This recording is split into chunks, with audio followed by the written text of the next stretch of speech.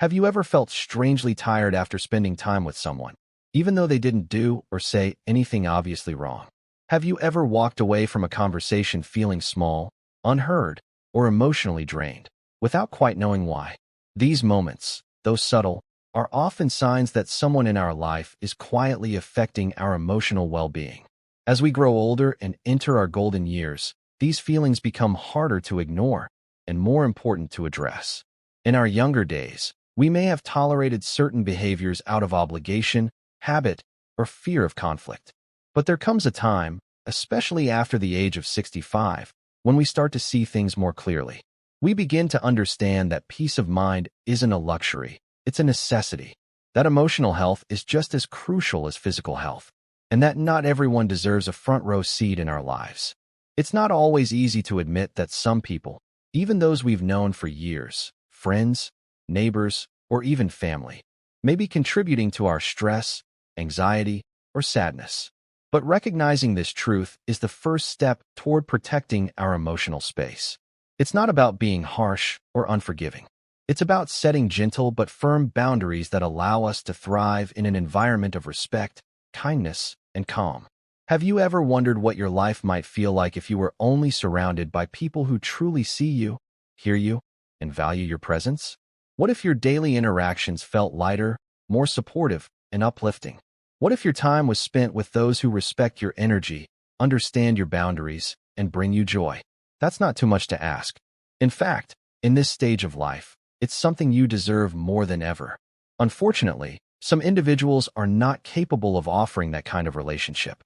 They may be manipulative, emotionally self-centered, constantly critical, irresponsible, or simply ungrateful. You may have tried to excuse their behavior for years, but now it's time to consider something different, not out of anger, but out of self-respect. In the following sections, we'll gently uncover the 5 types of people that older adults should consider stepping back from.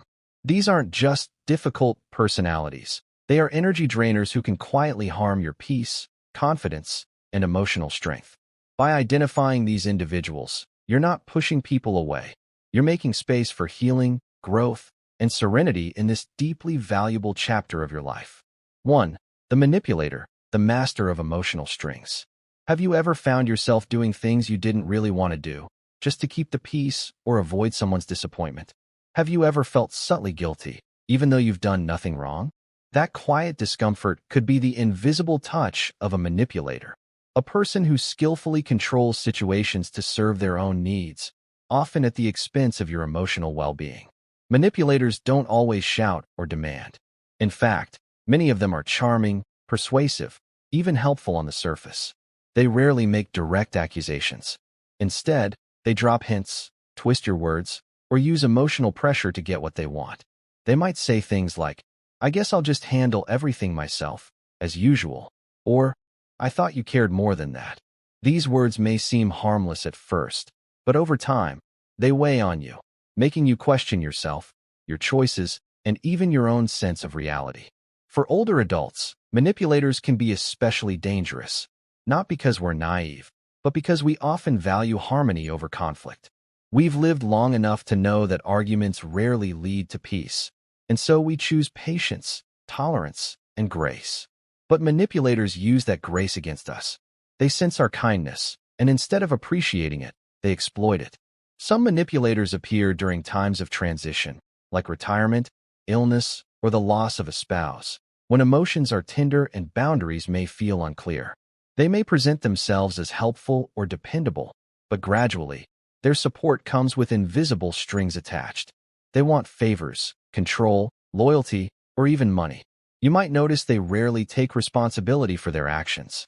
If something goes wrong, it's somehow your fault. If you speak up, they become offended or play the victim. You may have thought, "I can handle it. It's not worth the trouble to say something." But over time, the emotional cost adds up. You begin to feel drained, anxious, or even resentful. That's because a manipulator doesn't just borrow your time. They quietly steal your peace.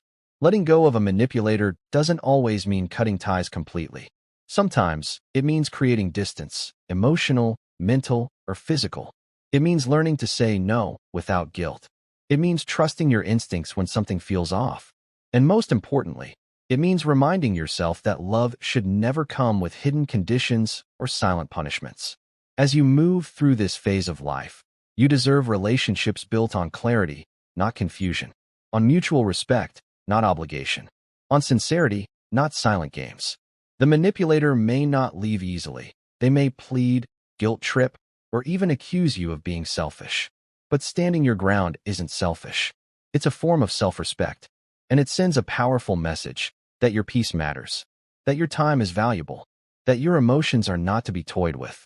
Because the truth is, you've spent your whole life giving, to family, to friends, to your community. Now, it's time to protect what you've built, a peaceful heart, a calm mind, and a life free of manipulation. You have nothing to prove and no one to please, except yourself. 2. The chronic complainer, drowning in negativity. Have you ever left a conversation feeling strangely heavy, even though nothing was said directly to you? As if someone's mood clung to your skin like a damp fog? That feeling might come from spending time with a chronic complainer, someone who always finds something wrong, no matter how good things might be. These individuals are not simply having a bad day. We all complain from time to time about the weather, aches and pains, or the state of the world. That's normal. But chronic complainers have turned negativity into a lifestyle. They view life through a gray lens, where every silver lining has a storm cloud. No solution is ever good enough. No gesture is ever quite right. And over time, their constant dissatisfaction becomes contagious. You may have someone like this in your life, a friend, a neighbor, or even a family member. They start every visit with a sigh. Their stories are long, heavy, and often end with, "But that's just how things always go for me." They rarely listen because they're too busy preparing the next complaint. If you offer encouragement, they wave it away. If you suggest a solution, they respond, "It wouldn't work anyway." Nothing is ever enough, and slowly, they drain the joy from every room they enter. For older adults, these interactions can be especially exhausting. Many of us are already dealing with our own challenges, health issues, limited energy, or the loss of people we love. We want peace, not endless problems. We crave meaningful conversations, not emotional dumping grounds. And yet, we often tolerate the complainer out of compassion or habit. They're lonely, we tell ourselves. They don't mean any harm. But here's the hard truth. Constant exposure to negativity can quietly erode your own mental health. It can make you feel tired without understanding why. It can cloud your thoughts, reduce your motivation, and even influence the way you see your own life. When you spend enough time with someone who sees the worst in everything, you start to look for it too, even in places where beauty once lived. You don't need to cut these people out entirely, but you do need to protect your emotional space. Learn to set soft boundaries. Change the subject when the conversation becomes too dark. Limit the time you spend in that atmosphere. And most of all, remind yourself, you are not responsible for fixing someone else's outlook on life. Because life is too precious, especially now, to be weighed down by endless complaints. You've earned your peace. You've earned mornings filled with quiet joy and afternoons lit by laughter. You deserve relationships that lift your spirit, not those that bury it under layers of gloom. The chronic complainer may never change, but you can. You can choose light over darkness, optimism over bitterness, gratitude over grumbling. And you can do so with kindness. First and foremost, kindness toward yourself. 3. The self-absorbed, when it's always about them. Have you ever sat across from someone and felt invisible, like your words bounced off a wall, your feelings dismissed, your presence barely acknowledged? That's the mark of someone who is deeply self-absorbed. In every story, they are the hero, the victim, the centerpiece.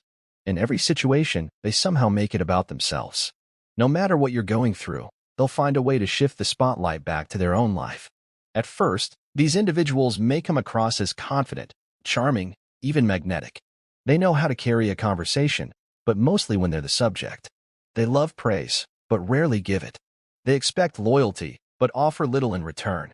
When you need support, they are either too busy or subtly turn your hardship into a stage for their own emotions. They might say things like, "You think that's bad? Let me tell you what I went through," and suddenly, you're the listener again, even in your own moment of pain. Being around a self-absorbed person can leave you emotionally drained and quietly resentful. You may begin to feel small, overlooked, or even guilty for having needs. Over time, their constant need for attention and validation can wear down your sense of self-worth. You may find yourself shrinking in conversations, editing your emotions, or constantly giving without receiving much in return.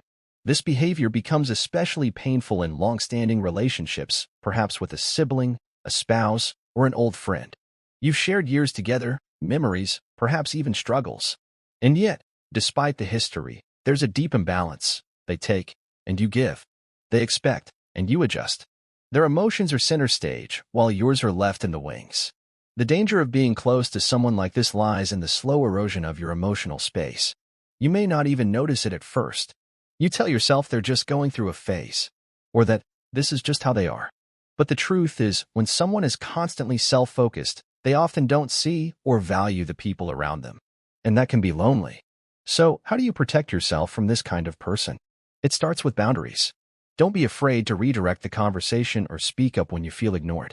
Try gently saying things like, "I'd really appreciate it if you could listen to what I'm going through before we shift topics." It may feel uncomfortable at first, especially if you're used to giving them center stage. But your feelings matter just as much as theirs. Also, be mindful of how much energy you're investing. If you find yourself constantly giving emotional support but receiving none, it may be time to step back and reevaluate the relationship. Remember, true connection is a two-way street. It's about mutual care, shared space, and respect. It's okay to walk away from one-sided relationships, even long-standing ones. You are not being selfish by asking to be seen. You are not unkind for wanting your voice heard. You are simply choosing emotional balance, and that is a wise and healthy choice. Because as we age, peace becomes more valuable than approval. And the most fulfilling relationships are those where both hearts are equally honored. 4. The critic. When every word cuts a little too deep. Have you ever walked away from a conversation feeling smaller than when you entered? You replay their words in your head, not because they were kind, but because they stung. Not loud, not cruel, just constant, subtle, always finding something wrong. That's the voice of the critic, the person who can't help but point out your flaws, your mistakes, your shortcomings, no matter how well-intentioned they claim to be. The critic often hides behind the mask of just being honest or trying to help. They correct your grammar mid-sentence. They comment on your clothes, your weight, your choices. They point out what you didn't do instead of what you did. And when you express hurt, they often respond with, "You're too sensitive," or "I was only trying to help." Over time, this constant undercurrent of judgment chips away at your confidence. You might start second-guessing yourself, questioning whether you're doing things the right way, even when there's no harm in your actions. You might begin to silence your voice in fear of another correction, another sigh, another passive-aggressive glance that says, "Not good enough." What makes the critic especially difficult is their proximity. They are often a parent, a partner, a longtime friend, someone who's been in your life for years. That makes their words cut deeper because somewhere along the way, you trusted them. You believed their opinion mattered. And maybe it still does too much. In their eyes, they are offering guidance. But in truth, they are controlling the emotional tone of every interaction. You can't relax around them because you're always bracing for the next jab. They may not yell, but they wound with 1,000 tiny pricks, each one taking a bit of your peace. Their criticisms may even extend to others, strangers, service workers, mutual friends. And you notice something, how negativity follows them like a shadow. How rarely they smile without a but trailing behind. How their world is painted in flaws, and they assume yours should be, too. So how do you protect yourself from the critic? It begins with clarity. You must remember, constructive feedback is rooted in care and delivered with kindness. Constant criticism is about control. One builds up, the other tears down. Learn to distinguish the two. Next, set gentle but firm boundaries. You might say, "I know you care, but the way you say things often makes me feel judged rather than supported." If they dismiss your feelings, take that as a sign. You are not obligated to keep your heart open to someone who only uses it as a target. Limit your exposure if necessary. Yes, even if they are family. Emotional safety is just as important as physical safety. You deserve relationships that nourish your spirit, not ones that leave you doubting your worth. And most importantly, don't internalize their voice. Just because someone sees flaws everywhere doesn't mean they're seeing the truth. Often, the critic is projecting their own dissatisfaction. Their judgment is a mirror of themselves, not a reflection of you. As we grow older, our emotional space becomes sacred. We no longer have time to carry the weight of others' discontent. So protect your peace. Surround yourself with those who see the good in you. and say it out loud. Because in a world that can be harsh, kindness is a healing balm. And you, dear reader, deserve voices around you that uplift, not undo. 5. Be irresponsible when their chaos becomes your burden. Have you ever felt like you were always picking up the pieces of someone else's life? Their missed deadlines, their forgotten commitments, their unpaid bills, their broken promises. You're not the one making the mess, but somehow, you're always the one holding the broom. That's the exhausting world of dealing with the irresponsible, the person who consistently avoids accountability, yet somehow manages to pass their burdens on to you. They charm with excuses, disarm with smiles, and lean on your reliability like it's their right. And before you know it, you're not just helping, you're enabling. The irresponsible comes in many forms. Maybe it's a grown child who still expects you to cover for them financially. Maybe it's a friend who always borrows, never returns. Or a spouse who repeatedly makes decisions that put your shared stability at risk, then relies on your calm to fix what their chaos has caused. They often carry an air of carefree freedom. They shrug and say, it'll work itself out, while you're the one losing sleep, trying to make sure it does. They forget appointments, ignore responsibilities, dodge hard conversations, and when consequences arrive, they run straight into your arms. You might tell yourself, I'm just being supportive, or they're going through a hard time. And maybe, at first, that's true. But when the pattern repeats, when apologies become empty, when promises are made only to be broken, it's no longer about helping. It's about being used. The danger of the irresponsible is that they rarely look malicious. They're often funny, lighthearted, even lovable. But their refusal to grow up doesn't just affect them, it drains those around them. And the longer you cushion their falls, the less reason they have to stand on their own. It becomes a cycle. They stumble, you catch them. They forget, you remember. They fall short, you step in.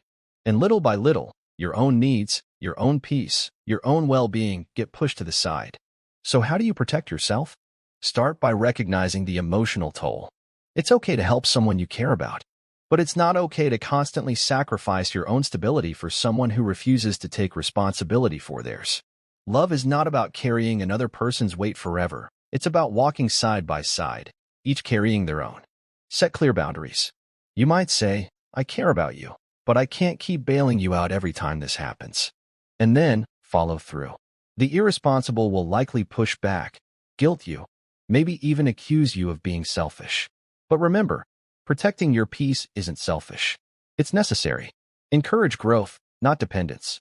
Real support isn't doing everything for someone. It's standing beside them as they do it themselves. If they fail, let them. If they struggle, resist the urge to fix it. Sometimes the best lesson comes not from being saved, but from learning how to swim. And most of all, don't lose sight of your own worth. You are not a lifeboat. You are not a rescue line. You are a person with limits, needs, and a right to say, enough. Because in the end, being responsible doesn't mean carrying everyone else. It means knowing where your duty ends and where theirs must begin. 6. The ungrateful, when your kindness is taken for granted. Have you ever gone out of your way to help someone, only to be met with silence, indifference, or worse, entitlement? You gave your time, your care, your resources. You made sacrifices, big and small, and in return, nothing, not even a thank you. That's the quiet heartbreak of dealing with the ungrateful, those who receive your kindness as if it's owed to them, not gifted. They don't acknowledge your effort. They don't recognize the weight you've lifted for them. To them, your generosity isn't a blessing. It's just the bare minimum of what they expect from you. At first, you might not notice it. You do something nice, they accept it. You help again, they nod. But then it becomes routine. They start expecting you to always be there, to always say yes. And when you finally say no, or even pause, they look at you not with understanding, but with disappointment. Or worse, with anger. The ungrateful are not always loud. They don't always complain. Sometimes, it's the silence that hurts more.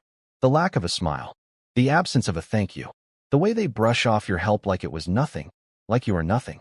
And suddenly, all that warmth you gave begins to feel cold in your own hands. They often believe they deserve what you give, that it's your job to help, to support, to rescue. And when life goes right, they take the credit. But when things go wrong, somehow, it's your fault for not doing more. You start to feel used, invisible, unappreciated. You might question yourself, am I doing enough? But deep down, you know, it's not about doing more. It's about how they choose not to see what you've already done. The most dangerous part of the ungrateful is how they chip away at your spirit. Over time, their lack of gratitude can make you bitter, tired, guarded. You begin to hold back not just from them, but from others too.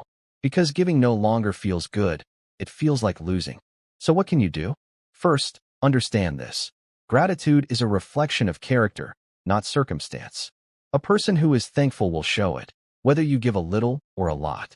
And someone who never says thank you, they're showing you who they are. Believe them. Next, reclaim your power. Giving should never come at the cost of your self-worth. Be kind, yes. Be generous when your heart calls for it. But do it for those who appreciate, not just accept, what you offer. You deserve that. Your heart deserves that. Set emotional boundaries. You can still love someone, still wish them well, without constantly pouring yourself out for them. It's okay to stop, to pause, to ask yourself, is this relationship nourishing me or just draining me? And perhaps most importantly, don't let their ingratitude harden your kindness. There are people out there who will treasure your care, who will remember the little things you did, who will thank you not just in words, but in how they treat you back. Because in a world full of takers, your kindness is rare. Don't let the ungrateful make you forget that. 7. The victim. When someone uses your compassion against you. Have you ever encountered someone who always seems to be at the center of their own personal storm? They are never without a problem, a struggle, or a setback. Yet, in the midst of all their chaos, there's a consistent theme. They are always the victim. No matter what happens, they spin a story that makes them the one who has suffered the most. What's more dangerous is how they use your sympathy to control you. They make you feel like you owe them something, like their constant misfortunes are your responsibility to fix. They are masters of guilt tripping, and their ability to evoke compassion is nothing short of manipulative. You may try to help, but they keep pulling you into their cycle of victimhood, never allowing you to escape the narrative that they are the one in need, the one in pain, the one who's been wronged. The victim can be incredibly draining, and they thrive on your emotional responses. When you help them, it's never enough. They'll always need more, or their problems will always worsen. They won't accept a solution unless it fits their version of the world. And even if you give them what they ask for, there's always a new drama, a new crisis, or a new tragedy around the corner. This pattern never ends because they don't want to heal. They don't want to move on. They want to remain the center of attention, the one who is constantly rescued. At first, you might think, well, this person really does have it tough. I'll help them out this time. You'll offer advice, lend a listening ear, or give your support in whatever way you can. But as time goes on, you begin to feel like you're stuck in a loop. Every conversation is about their problems, every visit is filled with their complaints, and every gesture you make is met with an exaggerated response of, thank you, but only to keep you hooked, so you'll continue to offer more. What makes the victim so manipulative is that they don't see themselves as manipulative. They genuinely believe that they are the ones who have been wronged. They never take responsibility for their own actions, never acknowledge their own role in their suffering. They create a world where they are always justified in their pain, and everyone else around them must carry the weight of that. They play on your natural instinct to want to help, and it becomes difficult to say no, because they have made you feel like their misery is your fault. You might start to notice that when you're around the victim, you feel emotionally exhausted. You feel like you've given and given, but you never receive anything back, except for more of their burdens.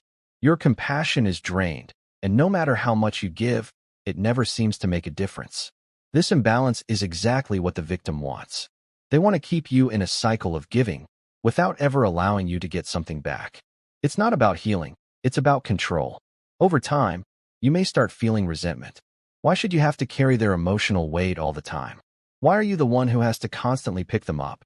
But if you confront them, they will only reaffirm their victimhood, twist the situation to make you feel guilty for not helping more, or accuse you of being unsupportive. It's a trap, and no matter how much you give, they will never be satisfied. The only way to break free from the victim's manipulation is to set firm boundaries. You don't have to accept their constant crises as your own. You can offer your empathy, but not your endless energy. Learn to recognize when someone is using their pain to control your emotions and behavior, and resist the urge to keep rescuing them. You don't have to carry their burden. And most importantly, you should never let someone make you feel responsible for their perpetual suffering. Compassion is a gift, but it should never be used against you. Life is full of challenges and complicated relationships, but what matters more is how we deal with them. One of the most important lessons we can learn from negative people, such as manipulators, selfish people, and critics, is the need to maintain self-respect and protect our souls from negative influences. For seniors in particular, it is important to establish and maintain boundaries to protect our mental health. When dealing with negative people, we should not feel responsible for their feelings or behavior. Allowing others to manipulate or take advantage of our kindness can be deeply damaging to our mood and health. This is especially important for seniors, whose health and well-being require care and maintenance. Instead of trying to please everyone, we should learn to set healthy boundaries and know when to say no or stop in relationships. Another lesson is that we cannot change someone, but we can change the way we react and the people we choose to surround ourselves with. When we realize that a friend or loved one is always playing the victim, we need to learn to say no and not let them drag us into an endless cycle of suffering.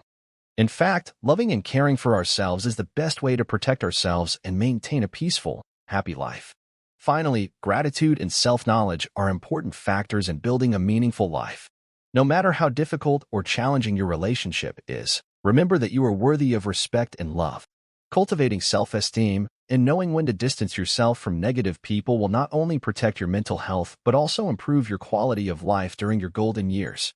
Thank you for joining us today. We'd love to hear from you. Leave a comment below and share one thing you learned today and how you plan to use it in your life. Your thoughts are important to us, so don't hesitate to share them. Reading your comments gives us great motivation and encouragement. If you enjoyed this video and found it helpful, please like, subscribe, and share. Your support helps us continue creating good content to inform and inspire you. Thanks for watching, and we look forward to seeing you in the next video.